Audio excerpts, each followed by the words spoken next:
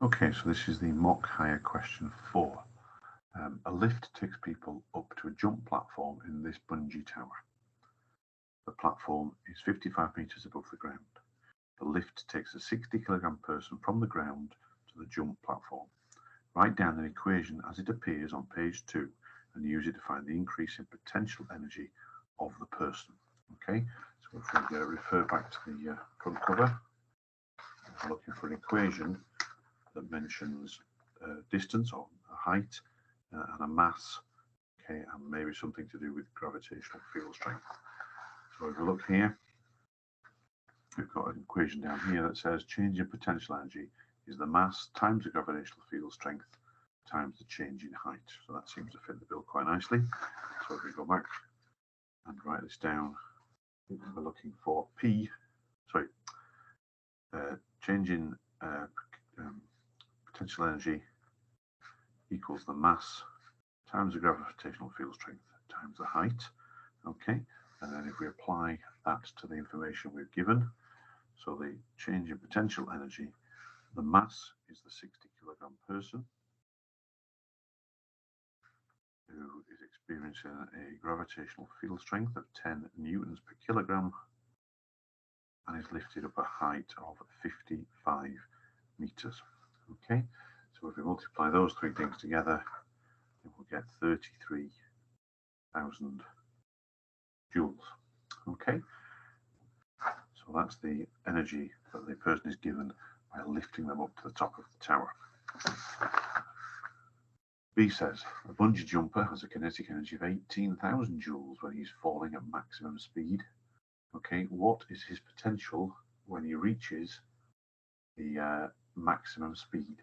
Okay, so if we take the 33,000 joules that we previously calculated, okay, and it takes away the 18,000 due to the kinetic energy of the fall, and that gives us a maximum potential energy rather of 15,000 joules. Okay.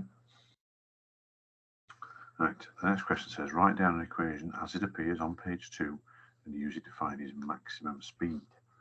Okay, so if we go back to the page 2, we're looking for an equation that deals with speed and also with the potential, the energy rather, of this fall. Okay, we also know from the previous question the mass of this bungee jumper. Okay, so that might be helpful to us as well. So if we go back to the questions here, okay, we'll notice that here we've got a question that says kinetic energy, not a question, sorry, an equation that says kinetic energy is mass times velocity squared over 2. Okay, so we've got the mass of the bungee jumper. Okay, we've got the kinetic energy from a previous equation. We need to work out the velocity. Okay, so if we work back to our question,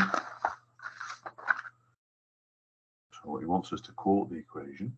Okay, so kinetic energy equals the mass of the jumper, it's half times the mass times the velocity squared. Velocity squared, or to put it in algebraic terms, half mass times velocity squared. Okay, so that's the equation we're looking for. Now, we've got the kinetic energy. Okay, we've been told that previously, and we've got the mass. Okay, we need to work out the speed squared. Okay, so if we put into this equation what we do have, so 18,000 equals a half times the mass, which is 60 kilograms, times the velocity squared. Now we want the velocity squared, that's what we're after. Okay, so what we need to do is we need to rearrange this equation. Okay, so the velocity squared is the subject. Okay, so I'm going to take the v squared and put it on the other side of the equal sign, because that's how we like to write equations. Okay, so v squared, and I'm going to put this 18,000, so all I've done is swap the equation around. Okay, put but then we need to deal with this half and this 60. So we can assume that a half times 60 is 30. Okay, in order to get that 30 onto the other side of our equation, we need to divide both sides of the equation by 30. So that's 18,000 divided by 30. Okay, but we don't want v squared, we want v. Okay, so in order to get v out of this, then we need the square root of 18,000 divided by 30. So let's calculate that. So 18123 divided by 30 is 600. Okay, and then the square root of 600 is the square root. Where are you, square root? You know, somewhere. 24.49. So we'll call that 24.5. 24.5 meters per second. Okay. So it's quite difficult, that one. You have to find the equation, then manipulate it around. Now it says explain in terms of named forces why the speed increases before the bungee rope starts to stretch. Okay, so basically the weight, which is a force of the jumper, is greater than the air resistance. So as they're jumping, as we're in free fall, they're like a parachutist, and then therefore they accelerate. Okay, once the bungee starts to actually stretch, then things become different, and it's the bungee cord that actually slows them down. But before that happens, they're accelerating because their weight is greater than air resistance.